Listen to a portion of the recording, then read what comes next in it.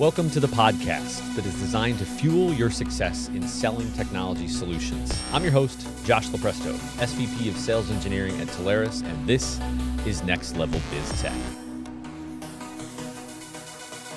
Hey everybody, welcome back. We're getting into some juicy stuff today. We are talking about SD-WAN, advanced networking. We're talking about SASE, and if you don't know what that is, don't worry, you're going to learn.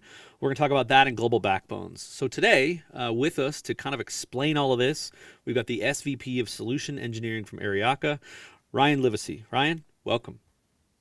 Thanks for having me, Josh. Great to be here. Ryan, so I want to hear some background here. Hopefully you got something I can use against you as blackmail later on. But listen, when we get on this part of the show, some people have had direct journeys. They know exactly what they set out and how they want to get there and how they want to be. Other people come from fields that are completely unrelated. We love both sides of that story. So give us the journey. We now know your title at Aryaka, but how'd you get here? Great question. So came out of school with a finance degree, finance and accounting. Small school, went to work as a bean counter. So literally Archer Daniels Midland, 50,000 employees globally, worldwide. And I figured out pretty quick, took me a couple of years, but I figured out pretty quick, I don't know that I want to do this. And I was also a golfer in college, played 4 years football and golf. And so ended up small school D3, but nonetheless, I continued to get better and better and was hanging out with a tour player and I decided to chase the dream. So I quit that bean counter job. 3 years out of school, moved to Florida, asked the wife at that time of what was it, probably five, 6 years we dated. And we were getting married in 6 months. I said, are you good with me quitting this job and moving to Florida? And we'll just live down there. And it's an now or never kind of chase the dream deal. So she was supportive of it. We moved to Florida, did that for about a year and a half and spent a heck of a lot more money than I made. She was working in the office equipment business down there slinging copiers. And we both wanted to be pharmaceutical reps. Went to a career fair and they said, either you go office equipment sales or you go telecom sales. And lo and behold, I end up in the wonderful world of telecom in 2002 at Allegiance Telecom and spent 7-8 years there with XO and then moved on to Earthlink for another 7 years. And here I am at Aryaka today, 4 years later, heading their engineering group. So I love it. From the PGA Tour to here. That's awesome. Yep. All right, man. Well, tell me a little bit about, for anybody that doesn't know, walk me through who Aryaka is, and we'll get into SASE in a second, but walk me through Aryaka, right? Where did it start, and what is it now? Yeah, Aryaka was founded in 2010, and back then, the business, obviously, that was kind of in the pre-SD-WAN era. So the business was founded by some former Cisco engineers. And they created a business plan to provide WAN optimization as a service.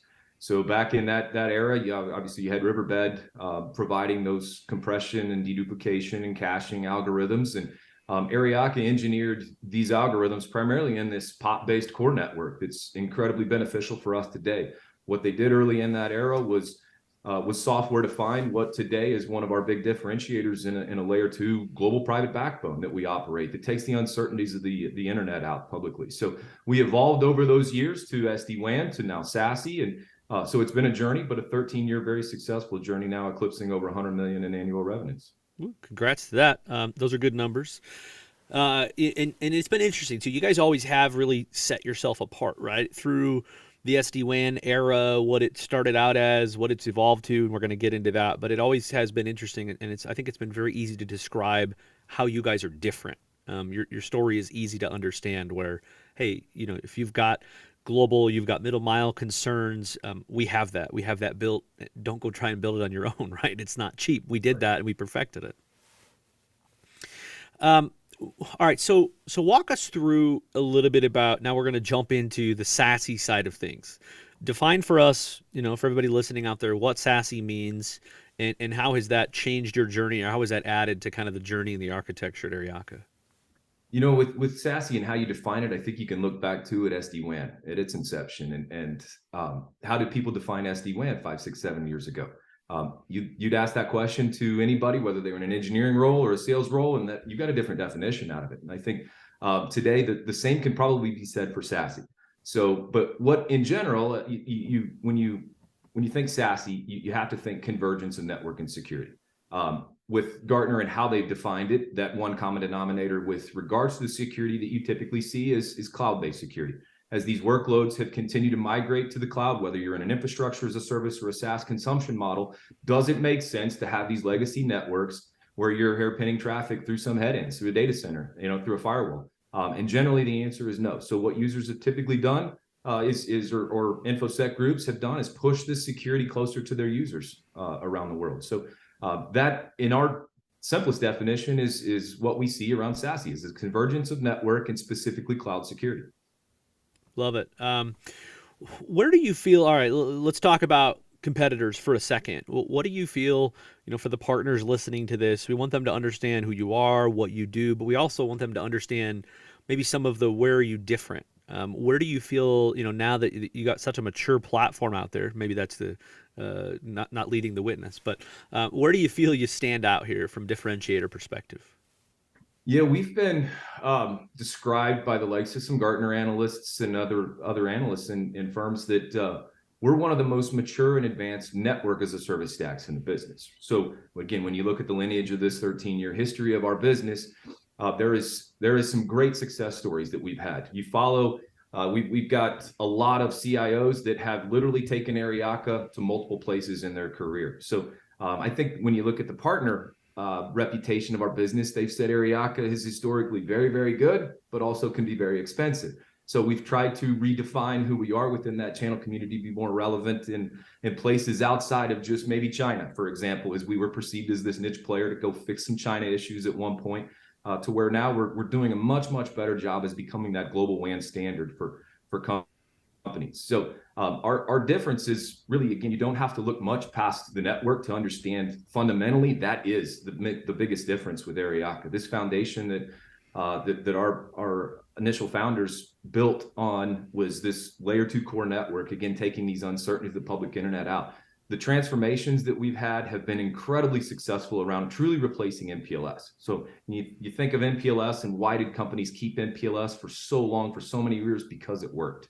And as you've transitioned into these public-based networks and looking to do more cost-effective transport methods like VPN or SD-WAN, well, things again change when you introduce separation between workloads and where those users sit across the world. So Aryaka can deliver this truly end-to-end class of service capable network using cost-effective internet at the edge with this middle mile that is everything you've had in MPLS. So we've got roughly 1,000 customers around the world, and not one of those customers, after about a year, right? There's always that little transitional period where we support MPLS on the front end of that transformation journey, but they end up cutting the cord on MPLS entirely. So in many cases, it's been dual MPLS cores that they've had with multiple providers providing that diversity with an internet on top of that, incredibly costly. So to truly replace MPLS, utilize that cost-effective internet, proxy that traffic very close into this deterministic layer 2 network, it's an unprecedented solution out there in the marketplace. Love it too. Love to seeing, you guys have never wavered from channel friendliness. I think that has to be called out, right? Now you've got Patterson, you got a great team over there leading everything out. It's always good to see that continued investment in the channel, right? So kudos to you for, you guys just doubling down on that. That obviously that means a lot to partners and a lot to us. Yeah, if it didn't work, right, we'd have to change. We'd have to revisit our growth strategies. But the bottom line is we've been embraced by some partners over the years, right? We're not doing business with 75, 80% of the partners out there, but the ones that have taken the time to understand us and position us with those right fit customers, it's been a great partnership. So it allows us the ability to run a little bit leaner in terms of our, what our sales engine looks like. So we've built a great team, I think, around Craig. He's done an awesome job to reignite the channel programs around the Accelerate methodology he's got, in addition to specifically focusing around the throttle programs. Everything has to do with foot on the gas, right, with Craig. Mm-hmm. It's been a great journey for us to stay very channel focused in our business, and we see that changing in no way, shape, or form. Love it. All right, so we're going to do a little bit of a look back versus a look now as we jump into the next couple questions. So let's look back first. Walk us back through your first journey into SD-WAN, whether that's Aryaka or whether that's companies before. Walk us through, kind of what was that experience like? What are those, what clicked in your mind, and what did you see in this? What you saw out there was change. Again, as we talked about, right, this journey to cloud, the cloud now era that we live and breathe in every day. MPLS only networks didn't make sense. And you look at the journey that these customers have been on.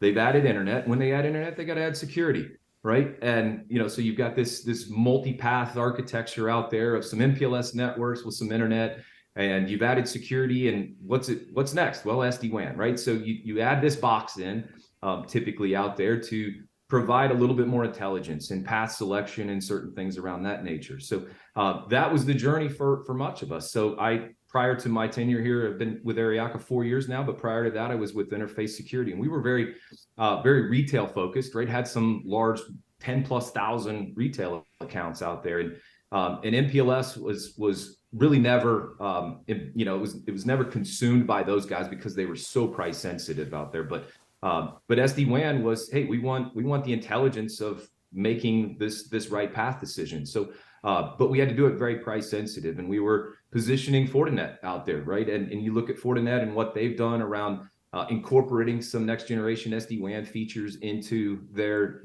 FortiGuard UTM solutions, and it fits the box, right? Or it checks the box. It fits the mold for a lot of customers and what they're looking for in their next generation SD-WAN architecture. Aryaka, we're not apples to apples to a lot of those box-based players out there. So, and we say that it's not a price only play that we position ourselves on around this core network consumption model. We've adapted to be more price sensitive. We've incorporated a layer 3 architecture into our FlexCore fabric that gives us a still better than internet performance out there with tier 1 ISPs in those POPs to egress the traffic out, similar to some of what we see in other Aryaka competitors.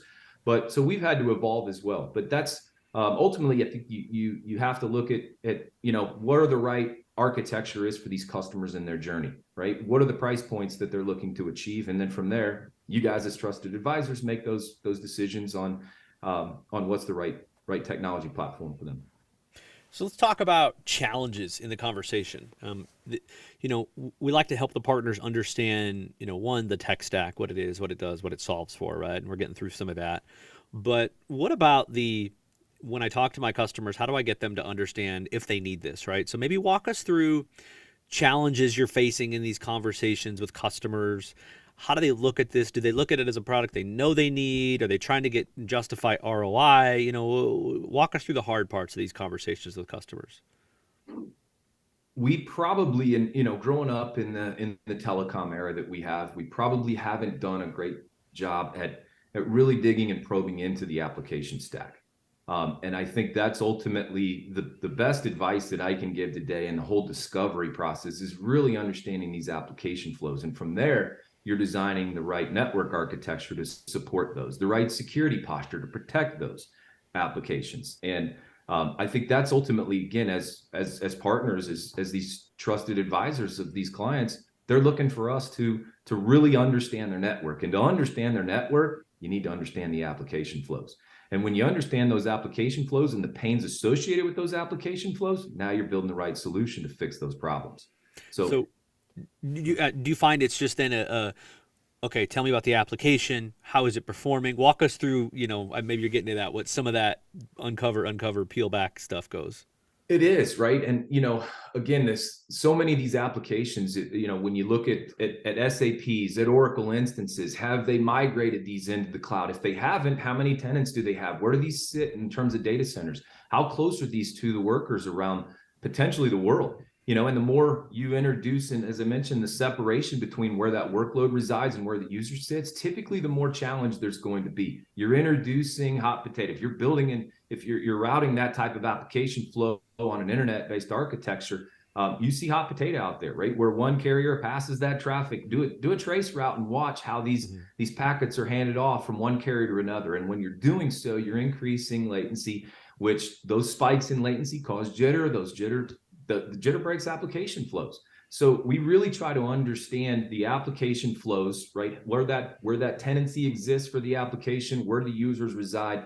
And from there, we're engineering the solution around how we're fixing it. I'll give you a good example. We've got a prospect that we're nearing the finish line on today. They've got a legacy Cisco call manager architecture, and they literally have to build a static route in their CloudGenix platform that prohibits that IPT failover into the public side, right? Because of where that call manager sits and that user. So they have to hard code that route to stay MPLS, regardless of what the intelligence in that SD-WAN platform says, hey, we think this is a better path.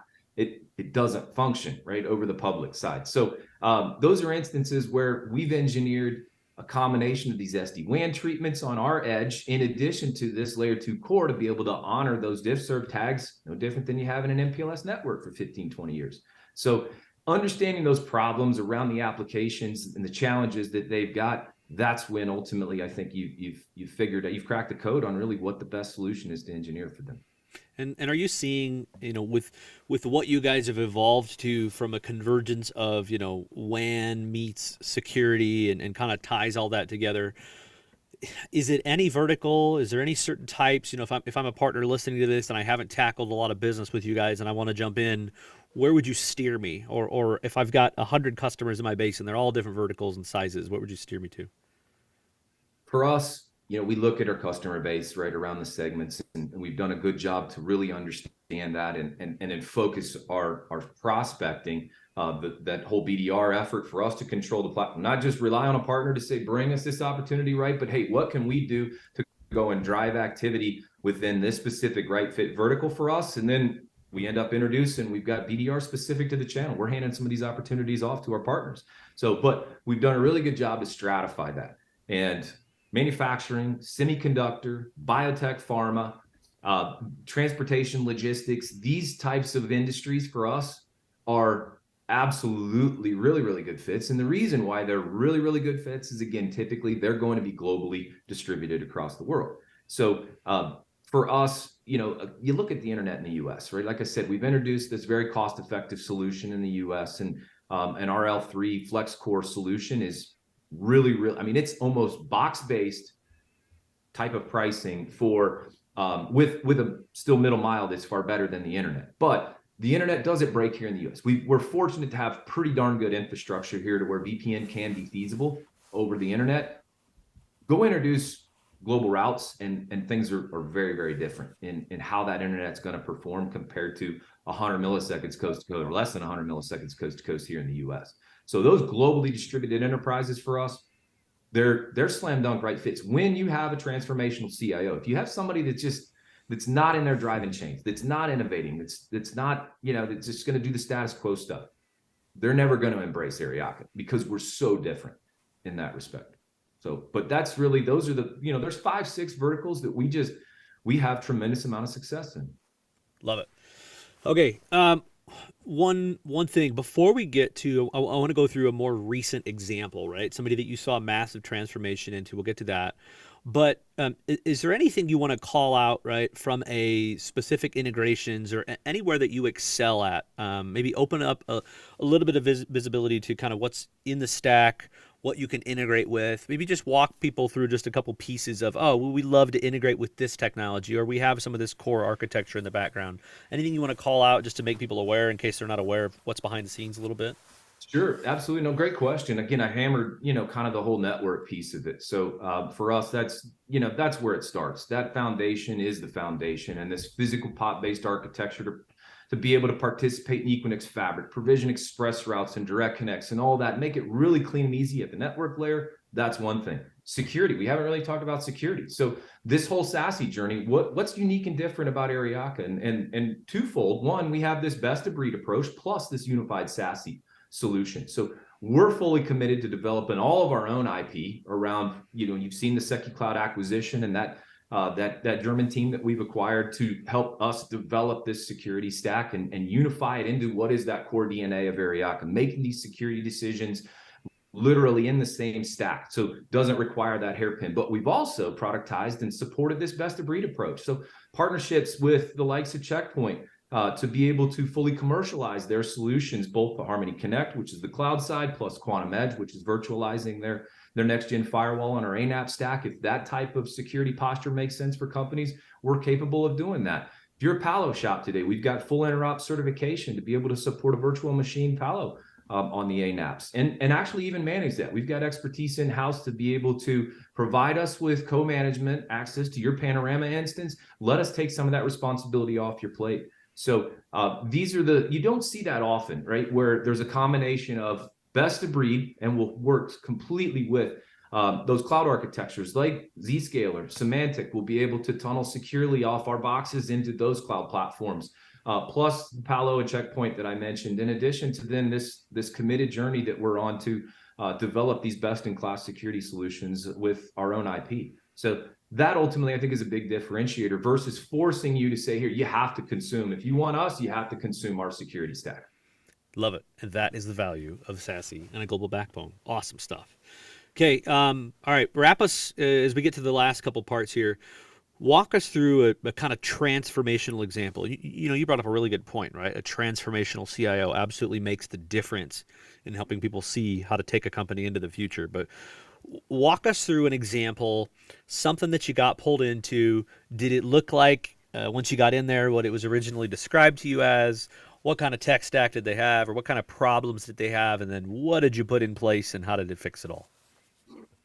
When I say transformational, right, and the contrary can be probably an operational CIO, but that transformational CIO, when we get in there and start doing discovery, again, you guys are often the soundboards for these opportunities and whether we're right fit. So some of this is very well qualified by the time it ever hits our plate in a qualified lead. So, but that transformational CIO, what questions we're going to ask is where you're at in your journey to cloud. And understand their what's the end state really ultimately look like for them. And when we hear we're done with MPLS, right? We're going to cut the cord on that. And we get through our story. We have literally 30 minutes to just do a high level overview of Aryaka and talk through those differentiators.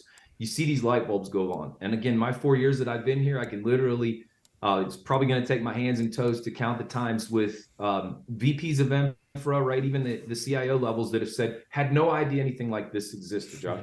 And it's not that we know we're going to win that business at that point, right? But we've got a deal. We got to fish on. And it takes, months and months of journey to secure that business. But ultimately that commitment to cutting the cord on MPLS is first and foremost. And then also understanding, again, what's that security posture look like? So it's not often that day one we're in there with InfoSec, but InfoSec nonetheless is always going to have a seat at the table nowadays.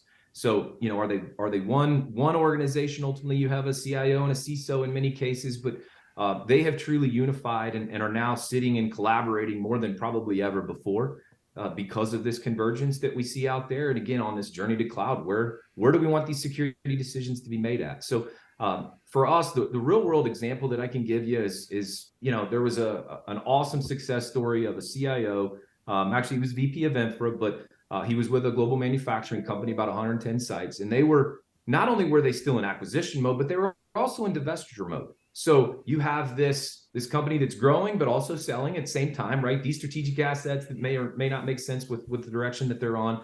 But he was committed 100% to transforming the MPLS network. And they already had some internet circuits out there. They mentioned, I mentioned the firewalls and the SD-WAN appliances that weren't working, that they knew were not the right platform for the end state that they wanted to go to. Security, all over the place, literally all over the place, from sonic walls to some watch guards here, to some Fortinets here, to some ASAs here, it was an absolute mess. And the solution that we engineered in there was, again, this middle mile core network solution that's very easy to consume with site licenses and core subscription. We give these guys the flexibility to move subscription around across the world where they want to. We obviously tied into that infrastructure as a service model, building express route and direct connect into their AWS and Azure instances, and then security. We standardized. We ended up establishing a consistent security policy, virtualizing a checkpoint architecture for them as next gen security today. We built VPN licenses for every one of those now incredibly relevant hybrid workers, right? As we know, that user application experience, whether you're sitting in an office or off in your home environment somewhere, they're looking for IT to basically build that consistent experience. So we had to build the VPN architecture. We do that over our private layer 2 core network. And then you also want to make those security decisions for browsers on corporate issued devices. So building in that secure web gateway as part of the architecture. That was the end state. And I think it's important to note that that is often what you see today. It's this combination. It's not 100% cloud security, and it doesn't have to be both. Yeah. It can be a combination of cloud security, plus you still want to take a a complete north, south, east, west preventative measure on how you're protecting those branch architectures. It doesn't have to be both. And I think that's an important note to make. Good. Great stuff. It's really good visibility into it. All right, so as we wrap this up here, let's say now I'm a partner, I'm stoked, I want to go sell this. I've got customers in my base, they're global, they're backbone. I think you led into some of this already in a really good way about peeling back the onion on application performance. Any other final questions that you would give partners who maybe haven't ventured into this? Maybe they're in CX, maybe they're in cloud infrastructure sales, maybe they're somewhere different. They're not comfortable selling this yet. Obviously, they know they've got our engineering team and your engineering team to kind of help them. But what's the question set, or what would you tell the partners of how to approach their customers with this talk track? Great question. And that example that I just gave, the VP of Infra is now promoted to Senior Vice President. That was 110 sites. He's now Senior Vice President of a company that's 500 sites. And his solution, I mentioned earlier, we've had these CIOs that have taken this architecture with them everywhere. The Senior VP of Infra is literally on a rinse and repeat schedule with that same transformation execution that he just made on that company, and he's pulling us along with him. So, for these partners that haven't sold this thing, again, if you'd like to ever speak with a partner that has, and I'll put you on the phone with somebody that literally overnight has and will take this SD-WAN, this Aryaka SD-WAN solution anywhere with them in their career. We have had that reputation of white glove, best in class customer experience and partner experience for so many years, and that hasn't wavered in terms of our commitment to execution. So we're fortunate to have an executive leadership team that is willing to make whatever investments that are necessary in our customer experience. So at the end of the day, you have to trust the ability for our solutions to perform for your customers and support their transformation agendas at the end of the day to reach that end state that's critical for everybody to get to. And that's really where we shine. Don't have to look much past Gartner Peer Insights. We don't fit perfectly well into WAN Edge, right? Because again, there's so much of this intelligence that sits in the core. For us, Gartner has basically said, yeah, you guys don't fit in this little SD-WAN box, right? Because there's so much more here that we can't take into consideration because we're evaluating only this edge-based architecture. But look at us in Peer Insights. Peer Insights is literally, that's what the customers are saying. Not what the analysts are saying, it's what the customers are saying. And for the last 3 years running across every region, Europe, Asia, and the US, we've won these Voice of the Customer awards. And we're not paying any customer to write reviews on Aryaka. So there's a true white glove, fanatical approach to execution across that lifecycle journey, from literally day one project management, provisioning, to what does this look like at the end state for these customers and how they're consuming us. So Love it. Give us a chance. Find global, find multinational, ask about the application, and you will probably find an Aryaka opportunity. Love it. Okay, Ryan, final thoughts. Get your crystal ball out. Let's look out 12 months, 18 months. Do we choose option? No, let's call it door A. Do we choose door A, which is listen to everything that you just told us in the last 30 minutes and go do that? Or do we choose door B, which is do all of that and consider what you think might be changing in the next 12 to 18 months? Any thoughts on Ryan's crystal ball? Does anything change tech stack, customer stack? What do you think? Your humble opinion.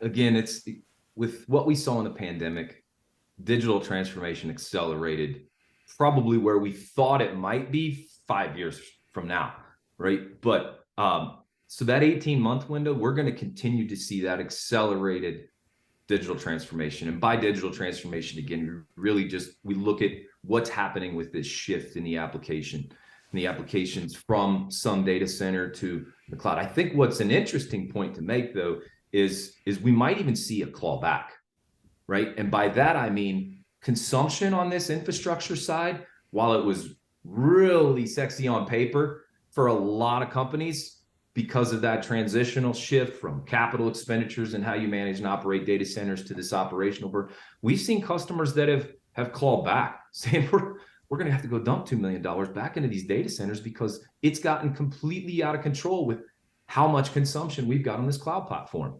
So CFOs are looking to CIOs to change, and IT execs are basically saying, well, we're going to have to go back to where we were. Well, then that's just a model that's going to be more sustainable to us in how we're consuming.